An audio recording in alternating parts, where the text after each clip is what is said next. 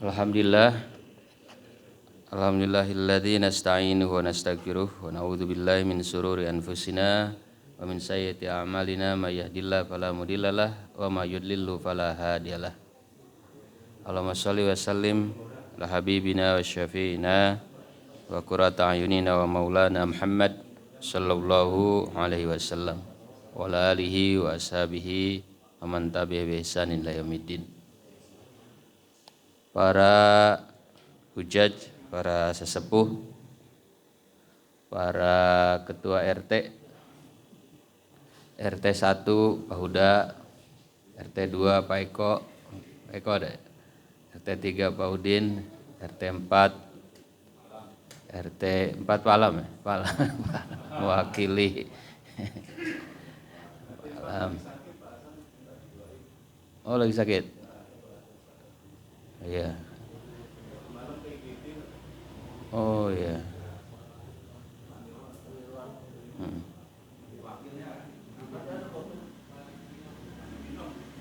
Cibinong.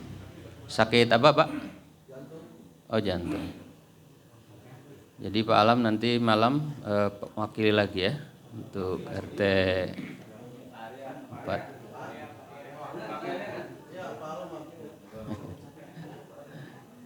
Jadi tahlil nanti dibuka oleh Pak Alam atau Pak Arya. Pada ketua RT 4, ketua RT 5, Pak Subhan diundang tuh, bacaannya bagus juga itu. Ketua RT 6, Adi. Ketua RT 7, Al Mukarram Syekh Agustri yang punya uang MRTK. Iya.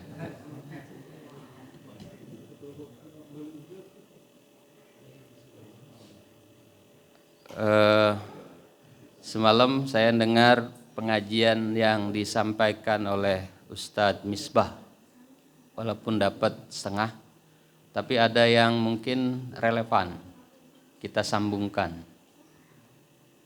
Ini pernah saya sampaikan, tapi yang saya mau model dakwah. Nah, model dakwah. Jadi beliau menyampaikan bahwa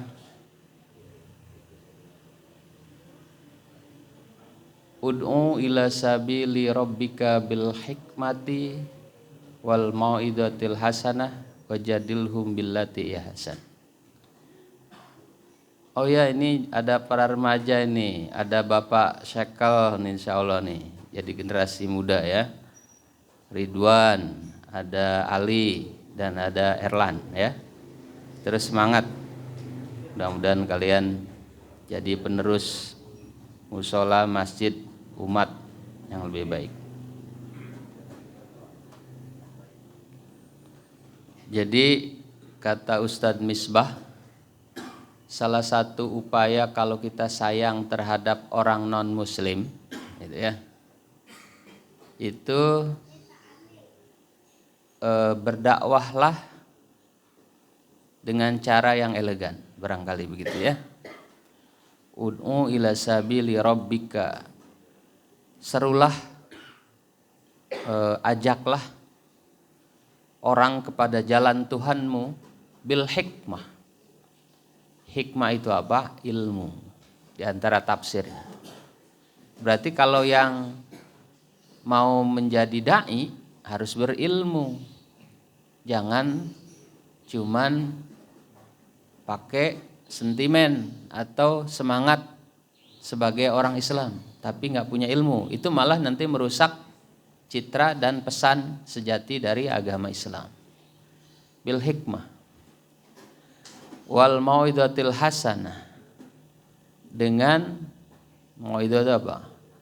Nasihat, kata-kata ajakan yang baik ya. Wajadilhum billati ahsan, jika perlu berdebat. Jadil itu jidal, berantem ya, atau bersaing ya. Wajadilhum billati ahsan, walaupun harus berdebat dengan cara terbaik, bukan sekedar debat, apalagi debat kusir. Nah ini saya ingin menekankan mungkin kalau seorang Islam bersemangat untuk menyebarkan Islam, tentu dengan tatanan kata Ustaz Misbah, dengan etika dan peraturan yang ada, ya, harus menunjukkan kualitas diri yang lebih baik, yang lebih bagus. Jangan asal, gitu ya. Berarti apa? Umat Islam itu harus bermutu, harus berkualitas. Kalau Islam di tangan orang yang tidak bermutu, tidak berkualitas, tidak punya ilmu, tidak punya kemampuan komunikasi yang baik, tidak punya kekuatan yang lebih mantap, mungkin lebih baik diam. Gitu. Falyakul khairan aw liyasmut kalau dalam hadis itu. Perintahnya. Kalau bisa ngomong yang baik, lebih baik diam. Itu udah dakwah itu. Ya.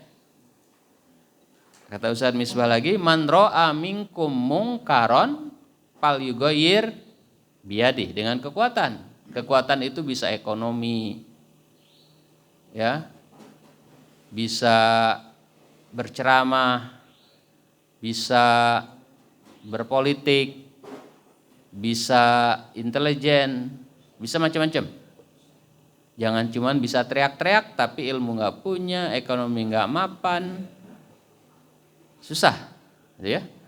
Dan jangan salah, Nabi sendiri, Nabi Muhammad SAW itu didukung oleh orang-orang hebat, orang-orang kaya.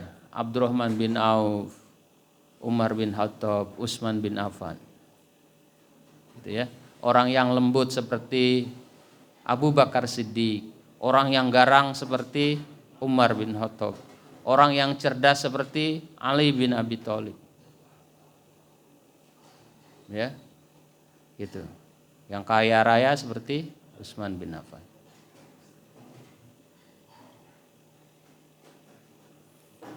Salah satu yang saya puas banget 2-3 minggu yang lalu, Indonesia menunjukkan kualitasnya di pentas sepak bola Asia Tenggara. Jadi Indonesia sekarang jadi raja tuh, ya, raja Asia Tenggara. Sudah 32 tahun tidak pernah menjuarai event sepak bola. Ya, itu kualitas tuh. Sampai Malaysia nyinyir, ya. Malaysia ini serumpun tapi yang paling ngeselin, tengil gitu kalau, ya, paling tengil namanya. Sampai medianya ekor harimau itu bilang, Indonesia juara karena Vietnam dan Thailand mengirim tim second class, bukan tim utama. Itu kan, kalau kita bisa balik, kalau itu misalnya tim Thailand dan Vietnam, itu Vietnam dan Thailand itu raja itu, paling susah dikalahkan. Kalau misalnya Vietnam dan Thailand itu kualitasnya lebih rendah, kok Malaysia kalah? Ya, di penyisihan itu. Bahkan dia nggak lolos penyisihan. Karena dikuasai oleh dua rajanya itu, Thailand dengan Vietnam. Nah, untuk relaksasi saya puterin Thailand. Biar kita merasa bangga sebagai anak bangsa, ya. 32 tahun kita nggak pernah juara. Gila kan? Kemana aja tuh orang Indonesia itu? Padahal penduduknya 270 juta. Malaysia cuma 30 juta. Thailand tuh 80 kalau nggak salah. Vietnam tuh 80-90. Kita 270, 32 tahun nggak pernah juara. Tidur aja kali itu. Ini harus ada orang Islam yang progresif. Alhamdulillah, yang bangga lagi, setiap kali gol Indra Safri itu sujud syukur, ya. Jadi kita kayak merasa terwakili gitu musola. Yang paling berat lagi tuh saya termasuk yang agak pesimis waktu itu, ya. Kalau udah ketemu Vietnam kalah nih. Menangnya kayak nggak sengaja gitu. Menang. Pas lawan Thailand benar-benar kuat. Ini ada suaranya nggak nih? Nobar. Iya, sebelum itu tadi mohon maaf, kita kirim Al-Fatihah untuk Pak Nirwan, ya. al-hadiniyah wa kullu niyah sholihah wil hadratin nabil mustafa al-fatihah. A'udzubillahi minasyaitonir rajim. Bismillahirrahmanirrahim. Alhamdulillahirabbil alamin arrahmanir rahim maliki yaumiddin iyyaka na'budu wa iyyaka nasta'in ihdinas siratal mustaqim siratal ladzina an'amta 'alaihim ghairil maghdubi 'alaihim waladdallin amin. Semoga Pak RT Nirwan segera sembuh dan diangkat semua penyakitnya dan kembali bisa beraktivitas di masjid, di mushola dan di berbagai macam kegiatan. Kita nobar dulu. Nobar dulu ya, Pak Haji Agung. Biar sehat. Mudah-mudahan ini jalan laptopnya. Nah, nggak ada suaranya lagi.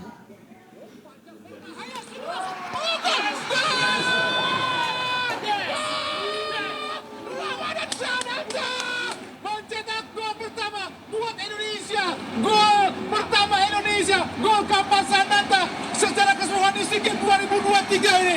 Pemuda asal Daeng, Kabupaten Lengga, Kepulauan Riau, sukses mencetak gol pertama buat Indonesia untuk menjaga keunggulan sementara 1-0 Indonesia atas Thailand pada final SEA Games ke-32 di Kamboja ini, Bung Maro. Sebuah lemparan dalam yang sangat baik tadi yang dilakukan oleh Dewangga, dimanfaatkan dengan sempurna oleh penyerang dari Indonesia.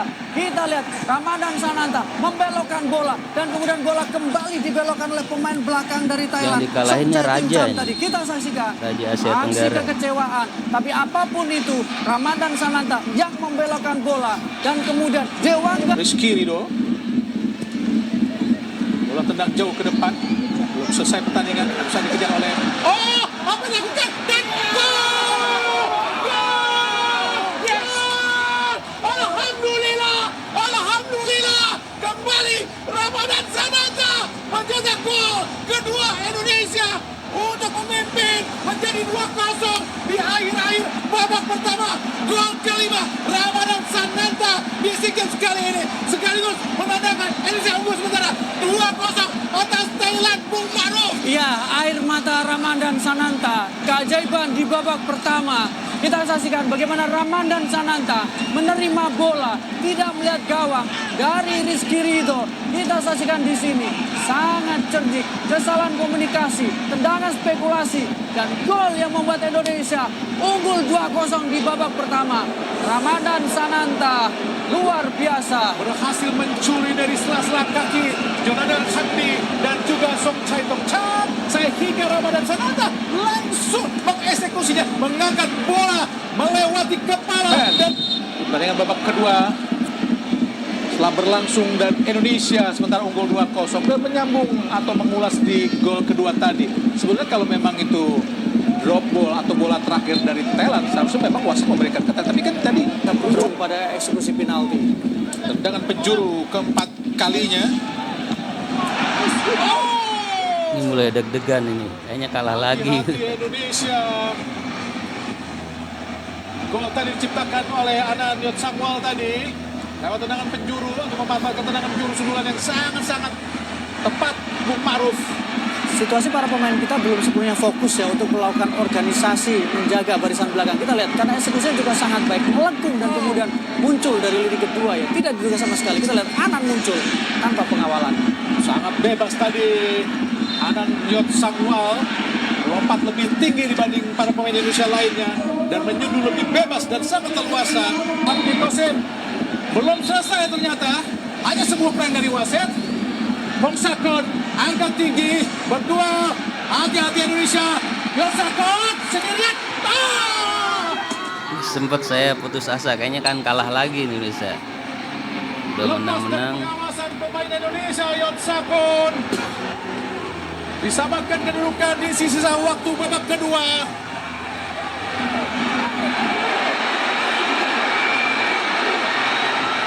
Ribut lagi.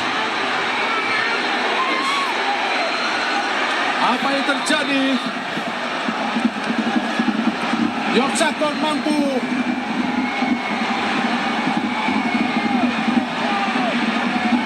menaklukkan penjaga gawang Hernando Ari Sutaryadi di sisa waktu babak kedua yang sangat krusial.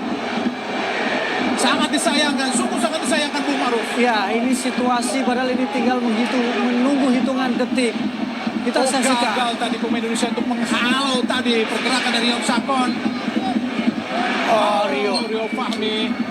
Gagal tadi Rio Fahmi. Dan sangat bebas Rio Sakon, Bung Maruf. Bebas, keras dan memang tinggal berhadapan. 15 menit kena di pertandingan babak pertama babak kedua. Pertandingan berakhir imbang 2-2. Gol Thailand tadi lewat Yon Sakon diciptakan di menit-menit atau di detik-detik terakhir babak kedua berlangsung. Sangat disayangkan yang mereka miliki saat ini. Ya, terlepas kita lihat sangat baik Irfan Johari.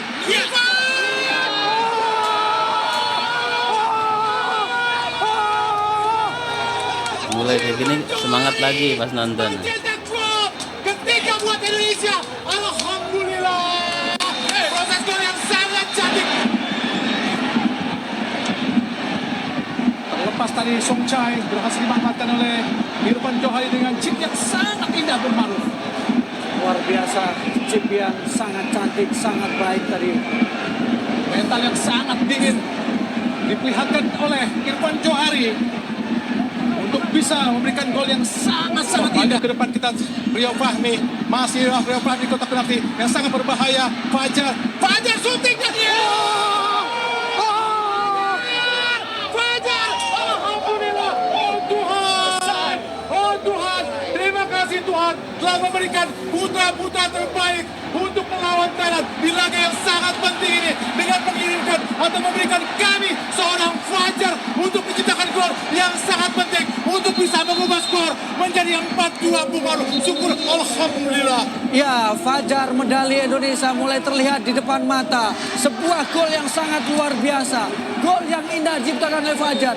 Dia boleh terisolasi sepanjang pertandingan. Dia boleh terkunci. Dia boleh seperti kelelahan. Tapi kita saksikan bagaimana kecerdasan tembakan yang selama ini menjadi ciri khas dari Fajar membuat Indonesia unggul dengan agregat 2 gol. Rio harus mendapatkan apresiasi. Asis yang luar biasa. Tembakan yang mematikan dari Fajar. Dan kita harus bersiap mengangkat medali.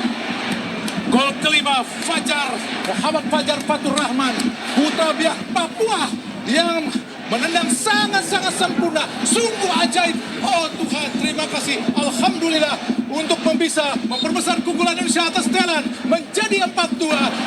Masih Fajar. Oh, sendirian kita lihat. Dan tidak gol tadi. Siapa lagi? Beckham.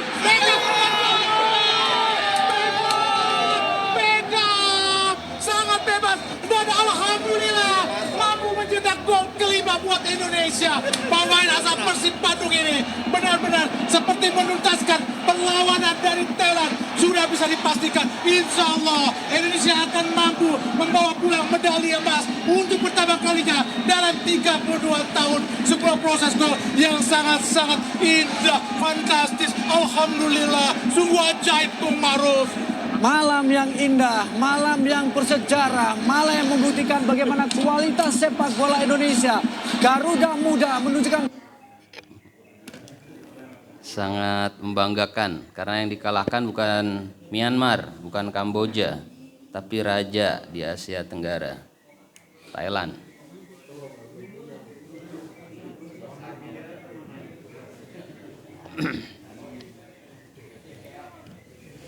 Jadi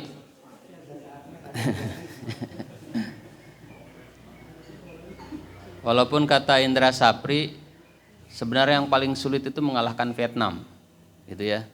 Sebelum ke final tuh kita juga hampir mau kalah juga itu ya, Vietnam, deg-degan. Kita nonton aja.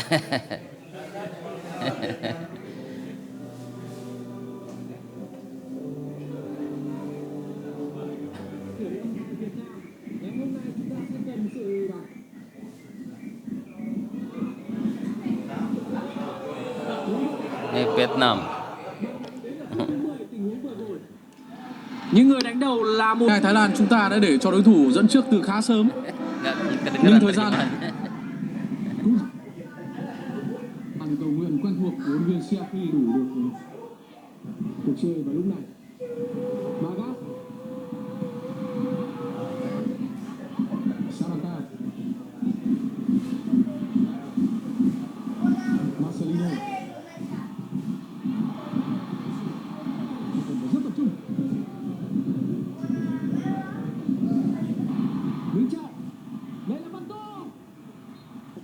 chúng ta cần sự tập trung cao nhất. Minh Trọng đã di chuyển tốt và Văn Tùng đánh đá. 1-1. Mở SEA Games và để dứt điểm là Thanh Nhàn và Văn Tùng. Đức Phú là người đưa trái bóng vào phía hai tình huống dứt điểm bằng chân không thành công. Nhưng vừa rồi là một pha dứt điểm quá tiền vệ trung tâm của chúng ta. Đó là tình huống phạt lỗi quan trọng. U22 Indonesia lại tiếp tục đẩy lên. Hai quan trọng như thế nào? U22 Việt Nam đã có được bàn gỡ hòa. Ini lemparan istimewa. Cú đấm bóng của Quang Văn Chuẩn. Và vừa rồi bóng cũng chạm chân người cầu thủ U22 Indonesia khiến cho hướng đi là thực sự khó. Rõ ràng là khi treo bóng bổng vào trong như vậy thì bàn thứ hai cho các cầu thủ Indonesia. Tiếp ứng của chúng ta ở sau đó trong việc phòng ngự bóng hai. Marcelino Ferdinand. Tình huống phá bóng ra của Quang Văn Chuẩn như thế nhất định để phá bóng ra. Đức Phú. Quả phạt cho U22 Việt Nam. Indonesianya dengan 10 pemain. Và thẻ vàng sẽ được trọng tài rút ra. Bóng trôi qua một giây. Chúng ta nghỉ ngơi trong hiệp 2 và chúng ta gỡ hòa 2-2. của Đinh Xuân Tiến. Mọi thứ sẽ thay đổi rất nhiều và lại có sự hưng phấn sau khi một lần nữa Asia hãy cùng chiêm ngưỡng lại bàn thắng của U22 Việt Nam. Và có vẻ đó là một tình huống phản lưới nhà anh Việt quê ạ. Lên bóng và thực sự là chúng ta đang làm tốt vai trò của mình. Theo một tình huống đánh đầu. Hải Sơn đã đặt quả bóng vào tầm. Nah ini killing game-nya.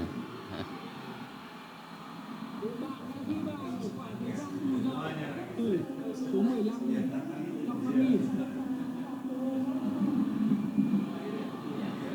Ngày hôm nay chúng ta sẽ có những bài học đắt ra.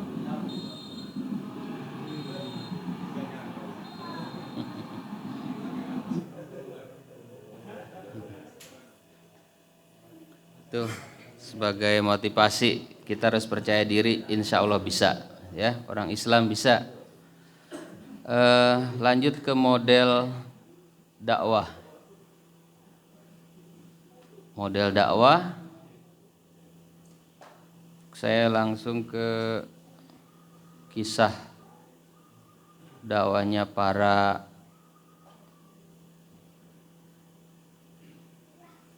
wali songo. Ini saya orang yang agak sakit hati kalau orang merendahkan para wali songo, karena secara sebab musabab kita ini masih Hindu, masih Buddha, kalau tidak ada wali songo yang mengislamkan kita. Yang lebih hebat lagi, cara wali songo mengislamkan Nusantara itu tidak dengan pertumpahan darah, tapi dengan dakwah tadi. Ud'u ila sabili rabbika bil hikmah, dengan ilmu pengetahuan. Ya. Coba lihat. Ada namanya Syekh Subakir. Syekh Subakir ini dianggap sebagai apa tuh kalau tim Aju ya. Jadi waktu itu penguasa Islam di dunia adalah Turki Utsmani. Sultan Muhammad itu mimpi, ceritanya mimpi bahwa ada sebuah negeri di Nusantara yang harus diislamkan, maka dikirimlah Syekh Subakir. Syekh Subakir ini adalah keturunan Nabi yang tinggal di Persia sekitar Iran, ya. Jadi Syekh itu dalam bahasa Arab itu artinya ketua, orang yang berilmu, atau keturunan Nabi dari jalur Hasan atau Husain. Itu Syekh Subakir. Syekh Subakir ini orang sakti. Bukan cuma orang sakti, tapi juga ilmuwan. Dia mengerti tentang ilmu ruqyah, ilmu meteorologi, ilmu ekologi. Jadi gini, ulama dulu tuh topnya bukan cuma ngerti agama, tapi ngerti ilmu pengetahuan. Bahkan Syekh Subakir itu orang sakti. Kenapa? Sebab barangkali orang Jawa tahu, ada Gunung Tidar ya. Gunung apa bukit itu? Bukit Tidar. Katanya kenapa dinamain Tidar itu? Kalau masuk ke situ, kalau nggak mati modar. Ya, itu saking angkernya. Itu pusatnya para lelembut, jin, setan, ifrit, dan kawan-kawannya. Jurig, itu pusatnya di situ, di Bukit Tidar. Dan kenapa para pendakwah sebelum Syekh Subakir itu kalah, selalu kalah katanya. Ya, oleh Turki dikirim, kalah. Nggak bisa, gagal. Jadi sebelum Wali Songo berdakwah itu ada sebelumnya para utusan yang dikirim oleh Turki Utsmani. Gitu. Kemudian oleh Sultan Muhammad dikirimlah Syekh Subakir. Ya. Karena dia bukan cuma memiliki ilmu pengetahuan tetapi juga sakti. Maka dia datang ke Bukit Tidar itu. Dari Bukit Tidar itulah kemudian Syekh Subakir dengan segala kemampuannya berdasarkan Al-Quran dan Al-Hadis mengusir para jagoan-jagoan jin, setan, ifrit, jurig segala macam. Ya. Maka kemudian dikisahkan para jurig itu menyingkir ke pantai selatan. Ya, jadi Nyi Roro Kidul. Menyingkir ke Alas Roban. Kemudian menyingkir ke Bukit Merapi. Bukit Merapi gunung apa bukit itu? Gunung Merapi. Ya. Pak Huda dari mana, Pak? Jadi malampir. Gunung Salak mungkin itunya, santrinya. Gitu. Ya. Jadi kisahnya begitu. Karena zaman dulu itu kepercayaannya sangat kuat, animisme dan dinamisme selain Hindu Buddha. Ada namanya itu apa tuh ya? Apa palam? Kok palon. Sabda Palon. Sabda Palon itu katanya sudah menguasai Bukit Tidar 9.000 tahun dan perang dengan Syekh Subakir selama 40 hari.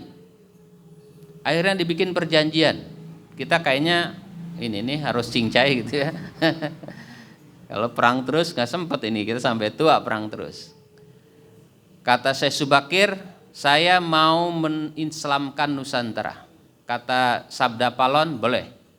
Syaratnya 2. Ini kayak konsep Nusantara. Pertama, tidak boleh maksa. Sesuai dengan konsep Islam ya. Islam itu kan tidak maksa. Yang kedua, harus menghargai tatanan budaya setempat. Ini jin bijaksana banget. Sabda Palon. Orang Jawa mah kenal kali ya. Kalau saya orang Sunda sini baru dengar itu ada Sabda Palon itu. 9.000 tahun umur. Nah, apa yang saya ingin katakan, berdakwah itu harus punya ilmu. Gitu. Bukan cuman punya suara keras, harus punya ilmu, lahir batin. Maka setelah ditaklukkan para setan, jin, lelembut, jurig segala macam itu, barulah para wali datang, gitu ya. Ada yang berbarengan juga, Syekh Maulana Malik Ibrahim. Itu yang menjadi Sunan Gresik. Coba lihat. Sunan Gresik nih lahir di Samarkand ya. Samarkand itu sebelumnya masuk Uni Soviet ya. Nih. Sunan, jangan salah nih yang suka touring ke makam wali, jangan cuman paham soal karomah dan spiritualitas mistiknya ya, jangan salah. Ini ilmuwan ini Sunan Gresik ini oleh para sejarawan, dia tuh ngerti persoalan ekonomi gitu. Dan waktu Sunan Gresik datang ke tanah Jawa Timur ya, Gresik tuh ya. Itu rakyat waktu itu masih Majapahit. Majapahit itu habis perang, namanya perang Paregreg. Pak Lukman tahu ya? Pak Lukman dari mana, Pak? Pusatnya itu kan di Jampang. Wah, ini penyimpangan. Ini media Malaysia nih, hoax. Apa tuh?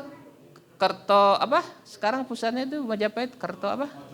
Mojokerto. Nah, itu. Ini sesepor. Bilang Pak, udah Bapak tahu kan? Trawulan, ya. Ya. Jadi perang Paregreg itu terjadi tahun 1404 sampai 1406. Saya senang baca sejarah kayak gini. Karena kita nih harus paham sejarah. Kita kadang-kadang kalau nggak tahu sejarah, kita nggak tahu berterima kasih sama leluhur kita ya. Kita tuh nggak tiba-tiba Pak Alam jadi Muslim begini. Wah, turunannya dulu Hindu Buddha. Kecuali Pak Alam dari Arab ya. Kalau Arab kan mungkin dulu jahiliyah ya. Lebih parah. Iya. Arab dulu perempuan dipendem. Wah. Istri nggak ada batasnya. Lebih kacau. Makanya ada orang-orang Arab ke sini bawa agama Islam tapi budayanya jahiliyah ya. Jangan tuh. Kita lebih ya, maaf ya Pak Alam, Arab apa? Mohon maaf ya, orang Nusantara nih. Iya. Jadi lebih beradab sabda Palon tadi ya, sabda Palon. Nah, perang Paregreg itu antara Majapahit Timur dipimpin oleh Bre. Siapa? Pak Huda? Birabumi. Ya, Pak Aceng tuh. Pak Aceng benar orang Sunda. Dia tahu Majapahit. Jangan-jangan pernah dijajah Majapahit. Karena orang Sunda pernah itu ya, perantem ya, di Babad. Majalengka. Majanya langka. Perang Paregreg antara Bre, namanya keren banget tuh, Bre Wirabumi. Bre itu saya cari-cari apa artinya, murni. Artinya murni itu. Jadi kalau Alamsah murni itu Bre Alamsah. Bro. Bro. Gitu ya. Bre Wirabumi penguasa Majapahit Timur dengan Wikrawardana. Wikrawardana penguasai Majapahit Barat. Bre Wirabumi itu adalah anak Raden Wijaya dari Selir, Pak Uda, ya. Yang punya Selir itu. Jadi raja biasanya punya anak dari Selir. Dari Selir itu tidak dianggap raja itu. Yang dianggap raja itu adalah keturunan Pak Lamsah misalnya. Pak Lamsah itu keturunan, dia punya istri 3. Permaisurinya 1, selirnya 2. Yang selir itu tidak bisa jadi raja. Cuman setelah Raden Wijaya meninggal, dia kemudian didorong oleh istrinya, negara Pati kalau nggak salah, apa negara apa itu, kemudian si Wikramardana ini adalah keturunan Hayam Wuruk. Raja Majapahit terbesar itu adalah Hayam Wuruk. Orang paling berjasa membuat Majapahit itu sehebat itu diantaranya adalah Gajah Mada. Yang kemudian oleh orang Islam dicocok logi menjadi Gajah Mada. Gitu ya. Gajah Mada mendampingi Hayam Wuruk, maka jadilah Majapahit itu sehebat itu, sekeren itu. Terjadi pertempuran antara Wikramardana dengan Bre Wirabumi selama 1404 2 tahun. Paregreg itu artinya adalah evolutif, jadi perangnya itu bertahap. Kadang menang si Bre Wirabumi, kadang kalah gitu. Sehingga peperangan yang panjang itu membuat rakyat Majapahit miskin, menderita, melarat. Karena hartanya habis untuk perang dan mengorbankan jiwa. Saat Indonesia belum ada waktu itu ya, Indonesia. Saat Majapahit sedang terpuruk, datanglah Sunan Gresik. Jadi sunan itu sebagai dai bukan datang bicara masuk Islam ya gitu. Sebab kalau nggak masuk Islam nanti kafir, bukan begitu Bung, berdakwah itu ya. Bodoh amat, kafir kagak itu kan konsep lo kata non muslim kan, nggak bisa begitu. Dia masuk ke Gresik itu dengan konsepsi tawaran hidup yang lebih baik. Gitu dakwah tuh harus begitu. Gitu ya. Jadi dakwah tuh jangan kayak laki-laki merayu perempuan. Itulah misalnya kita harus siap hidup menderita. Awal-awal hidup menderita.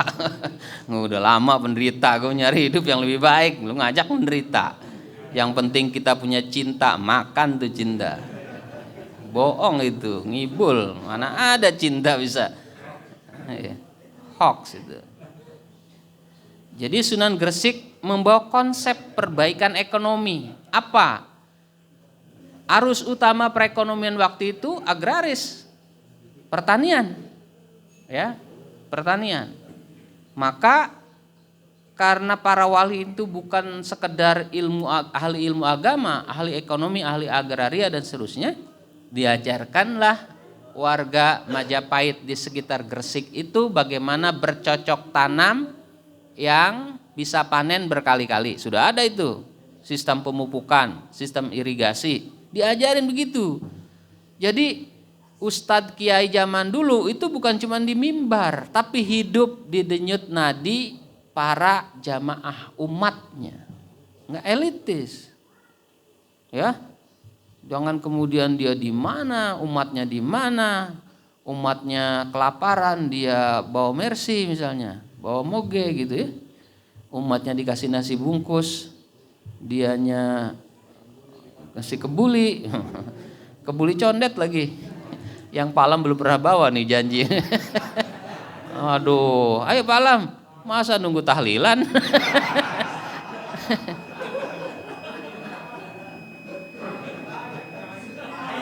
Habis tuh Palam.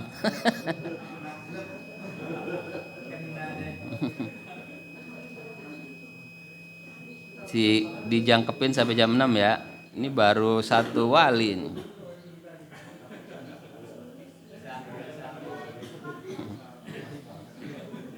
Jadi harus ditiru tuh. Makanya salah satu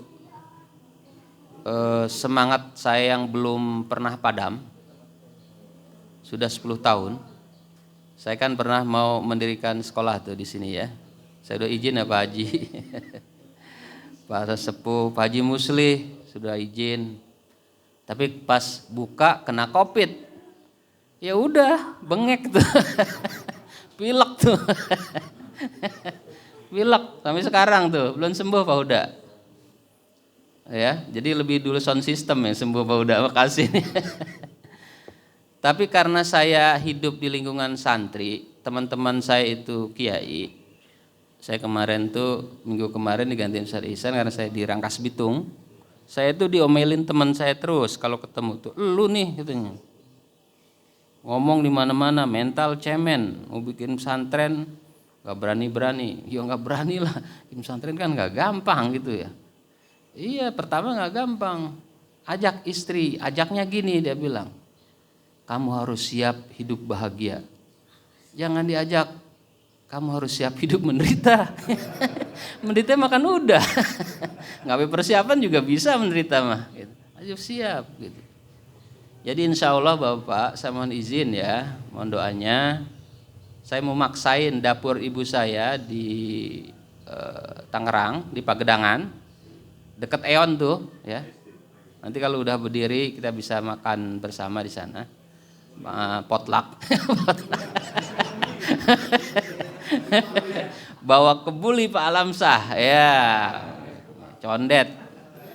Jangan sampai kita udah ketemu ajal duluan, harus makan nih condet ya. Nantilah kita halal bihalal atau apa di sini. Jadi saya mohon izin, mohon doanya, mau maksain. Karena tadi diantaranya orang Islam itu harus pintar ya, harus bermutu.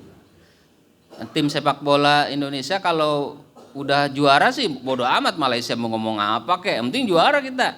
Bahkan salah satu kenapa Argentina mau datang bulan Juni, ya, selain karena lobby Erick Thohir, itu alasan media mereka karena Indonesia juara di Asia Tenggara. Tanggal 19 ya, kita nonton juara dunia lawan timnas Indonesia. Kalau timnas Indonesia lawan Vietnam biasa, ini lawan juara dunia, dan juara dunia itu diantri. Ya, belum tentu negara-negara itu bisa Argentina bisa datang. Dan insya Allah katanya teman mainnya Pak Alam, Lionel Messi datang juga, Pak. Bikin kebuli ya, Pak ya. Par ya. Hah? Oh, Di Maria. Oh iya, itu pemain lincah. Di Maria itu katanya keturunan Arab juga itu. Keturunan Arab tuh dia. Mungkin Habib kali itu ya. Habib Di Maria. Arab tuh.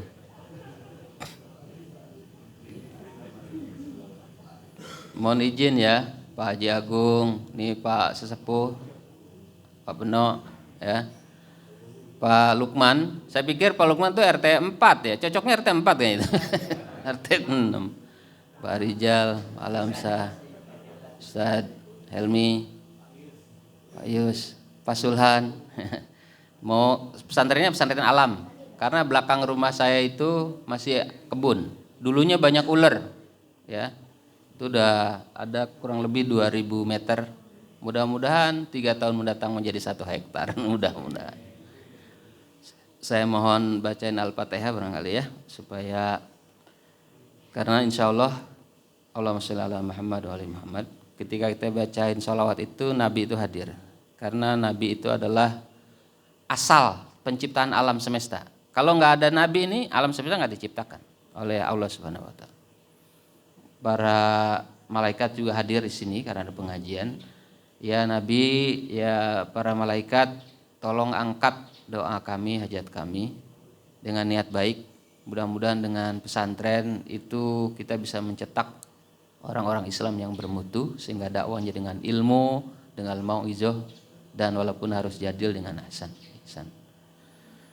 Al-hadiniyah wa lana sholiyah wa hadratin Nabil Mustafa Al-Fatihah. A'udzubillahi minasyaitonir rajim. Bismillahirrahmanirrahim. Alhamdulillahirabbil alamin. Arrahmanir rahim. Maliki yaumiddin. Iyyaka na'budu wa iyyaka nasta'in. Ihdinas siratal mustaqim. Siratal ladzina an'amta 'alaihim ghairil maghdubi 'alaihim waladdallin. Amin. Mungkin ini nggak bisa saya selesaikan, nanti bisa dilanjut di hari mendatang. Saya cuma ingin menunjukkan terakhir mungkin ini kayak bentuk ini, jadi ini covernya masih cover SDITS ini ya, saya rubah karena saya kerjasama dengan Anuktoh yang saya sekarang di situ. Namanya Pondok Pesantren Alam SM Alamsah. Punya Pak Alam ini. Pondok Pesantren Alam SMP IT Anuktoh Araihan ya. Ini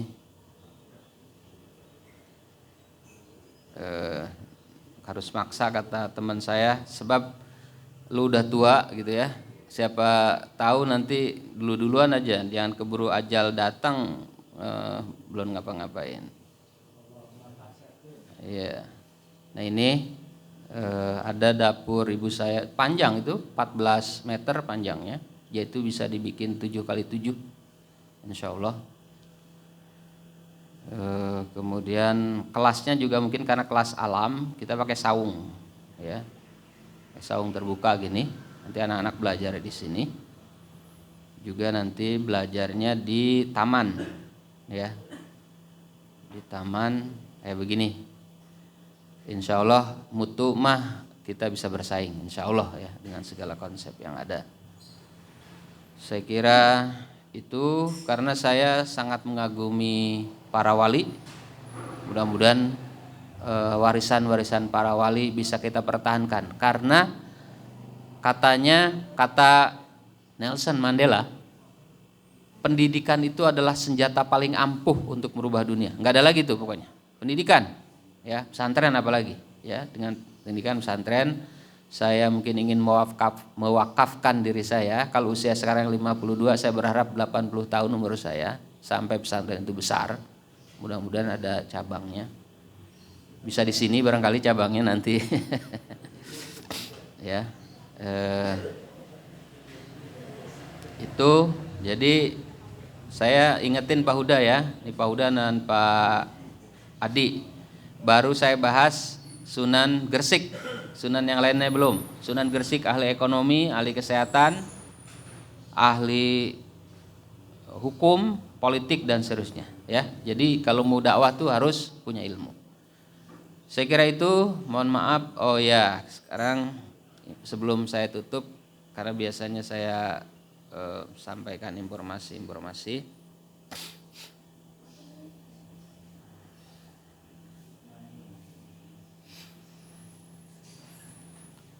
Alhamdulillah ikhtiar bendahara kita DKM untuk mengambil infak lebih objektif ya, sesuai dengan potensi, itu ada hasilnya ya.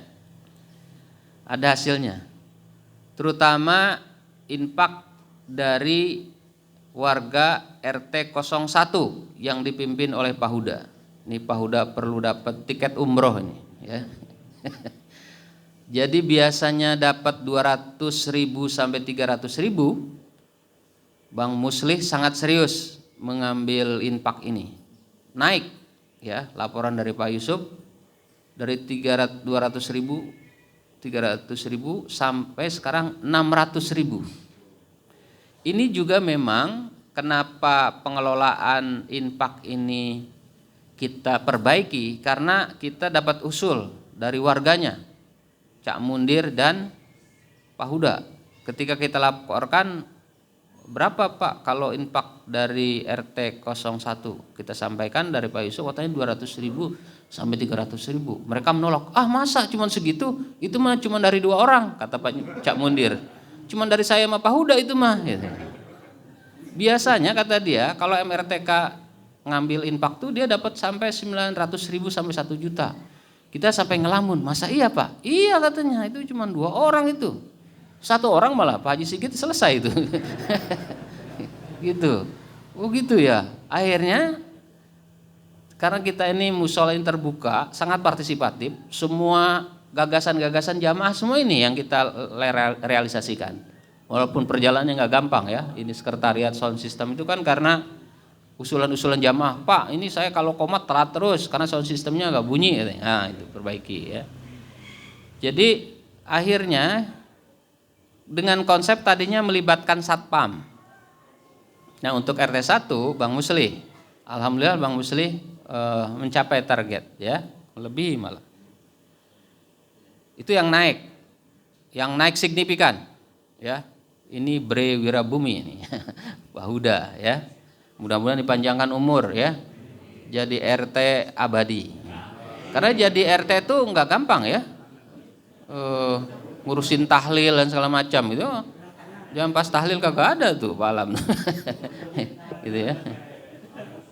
Jadi ini perlu, kalau kepala desa nggak ada ya. Kalau kepala desa tahu, ini Pak Huda ini RT berprestasi ya. Ini ahlu pemerintah dan ahlu musola. Aset ini. Kita doakan panjang umur dia. Yang lain udah mati, dia sendirian.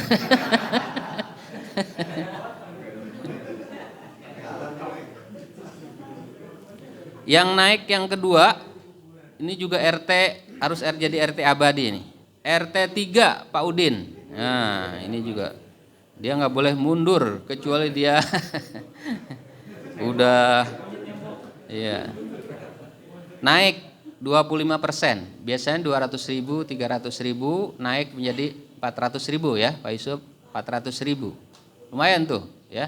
Bahkan itu saja informasinya ada donatur yang dia lagi nggak ada di rumah. Kalau ada di rumah mungkin bisa nyampe 500.000. Ya, makanya nanti ingetin ya Pak Adi dan RT, kata Bang Muslih kalau mau banyak itu ambillah infak di minggu pertama, hari Minggu. Bang Muslim udah menganalisa. Ini ahli ruqyah, ahli statistik. Kata dia, pokoknya Pak, minggu pertama ya, awal bulan, hari Minggu jam 8 dan utamakan donatur yang biasanya itu ya. Datengin dulu, tungguin, belum bangun dia bangunin. Jangan dulu pergi Pak, nggak boleh kemana-mana dulu, isi dulu kotaknya nih, itu ya. Itu kata Bang Musli.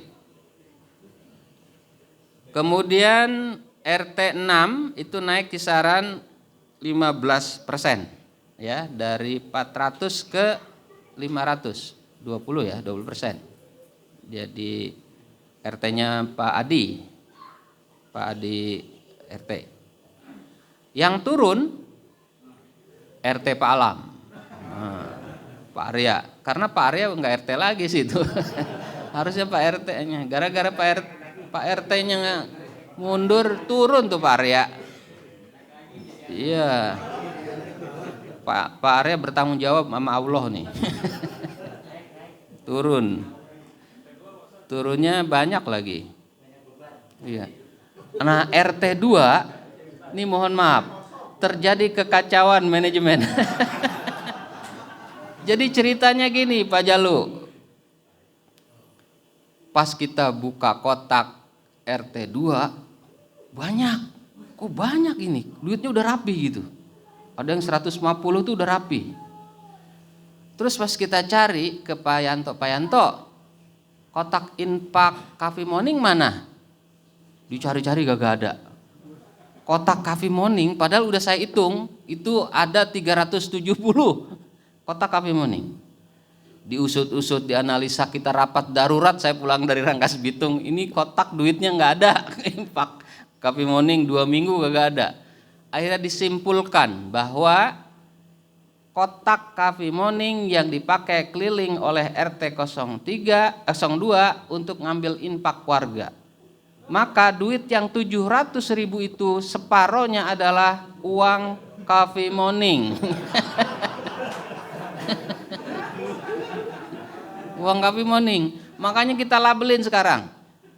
Terima kasih Pak Munjir nih kotaknya ya, atas jasanya sudah ditambah. Tapi kurang 3 Pak. Kurang 3 biar nggak ketukar-tukar. Iya. Gitu. Hah? Iya, Pak Munjir juga harus panjangin umurnya ya. Kalau jamaahnya banyak harus ada kotak lagi kan. Gitu. Nah, yang biasa sosok gitu ya. Kalau RT 5 kan ada nggak ada kan ya begitu ya. Kisaran 150. Jadi kemarin biasa 150, dapatnya 120 gitu. Naik apa turun itu. Gitu ya. Jadi yang naik signifikan RT 1, yang kedua RT 3, yang ketiga RT 6, yang RT 4 turun, RT 5 turun. RT 2, RT Pak Jalu disclaimer ya. Enggak ada keterangan. Pokoknya kita ragu itu. Harus ada malaikat yang hitung, ngerti kita ya. Pokoknya belum, makanya tidak bisa saya sebarkan pengumumannya karena masih ragu. Mungkin nanti bulan depan baru kita share ke RT karena itu tanggung jawab ya. Karena saya nggak tahu tuh duit siapa. Ya begitu. Terus pengumuman berikutnya ini kita kan mau bikin. Jadi kita tuh biasanya punya rencana panjang tuh ya. Saya udah umumkan berkali-kali kok belum direalisasi, berarti ada masalah itu. Saya mau bikin keranjang untuk bank plastik ya. Makanya nanti mohon maaf nih para jamaah dan DKM, kalau mau bercerita tentang rencana-rencana kita, berceritalah kepada orang yang dukung. Kalau orang yang biasanya nggak dukung, ngaling-ngalingin, bikin putus asa, jangan bercerita ya. Sehingga kita perlu tempo. Saya bercerita, saya bercerita salah satu jamaah kita kepada orang yang bersangkutan malah protes ini itu ya. Jadi saya masih belum bisa eksekusi itu ya. Padahal mau kita eksekusi tadinya sebab dananya udah ada. Jadi itu dinamika ya. Pokoknya kita jalan terus lah insya Allah nanti. Terus tradisi kultum kita jalankan terus ya. Ini program baru dari tim Pak Huda dan Pak Adi. Dan ada keropak, alhamdulillah lumayan ya. Setiap minggunya itu ada 40 sampai 50 untuk beli minuman gelas. Sound system sudah baik ya, alhamdulillah. Nanti mungkin lelangannya menunggu barang dengan ambulan. Kita masih mikir-mikir nih, sebab sekarang lebih banyak edaran impak tuh ya. Ada pengecatan masjid, ada kurban. Kita lagi mikir-mikir, kasihan sama jamaahnya nih. Mau kita lelang apa nanti nunggu habis Idul Kurban ya. Kemudian, kepada sound system ini yang sangat intens. Ini juga Pak Huda yang ngurus ini, sampai begadang-begadang sama Pak Yanto. Sampai sempat muriang dia sakit. Jadi sound systemnya juga mati itu berapa hari karena Pak Hudanya sakit. Yang ada yang nemenin Pak Imamnya. Nanti diingetin Pak Huda ya untuk training operator karena ini barang mahal, nggak boleh sembarangan dan punya umat.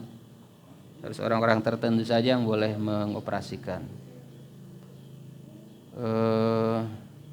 Saya punya rencana mau bikin asuransi kematian untuk jamaah ya. Itu premi cuma 20.000. Nanti kalau ada yang meninggal itu dapat 40 juta ya. Walaupun nanti yang tua yang muda kita nggak tahu siapa yang mau meninggal duluan gitu ya. Ya kita usahakan ada itu ya. Terus kalau UMKM kita masih juga nunggu waktu yang senggang. Nanti mungkin untuk urusan yang premi dan UMKM saya mau bicara dengan Pak Kades yang baru, Pak Omat ya. Karena beliau sudah menyatakan akan dukung. Nanti ada kerjasama dengan BUMDes, Bank Usaha Desa ya, Badan Usaha Desa ya. Saya kira itu untuk semua. Penyedia konsumsi hari ini adalah Pak Aceng dan Ayahanda almarhum Ayahanda Haji Muslih. Semoga impak sedekahnya menjadi impak yang terbaik dan diberi pahala yang terbaik pula oleh Allah Subhanahu wa taala. Dan juga bagi pemberi ceramah narasumber saya doain sendiri mudah-mudahan juga dapat pahala ya. Masa saya nggak doain sian sama keluarga saya. Iya. Ada begini ya, doain sendiri. Baca-baca sendiri, doa-doa sendiri. Untuk semua pemberi infak, baik warga, khususnya Pak Aceng dan Baji Musli, narasumber dan jamaah hari ini, mudah-mudahan diberi pahala dan kehidupan yang terbaik, berkah, dan keluarga yang sakinah, mawadah, warahmah. Al-hadiniyah wa ulniya sholihah ila hadratin Nabil Mustafa al-Fatihah. A'udzubillahi minasyaitonir rajim. Bismillahirrahmanirrahim. Alhamdulillahirabbil alamin arrahmanir rahim maliki yaumiddin. Iyyaka na'budu wa iyyaka nasta'in. Ihdinas siratal mustaqim. Siratal ladzina an'amta 'alaihim ghairil maghdubi 'alaihim waladdallin. Amin. Terima kasih, mohon maaf. Assalamualaikum warahmatullahi wabarakatuh.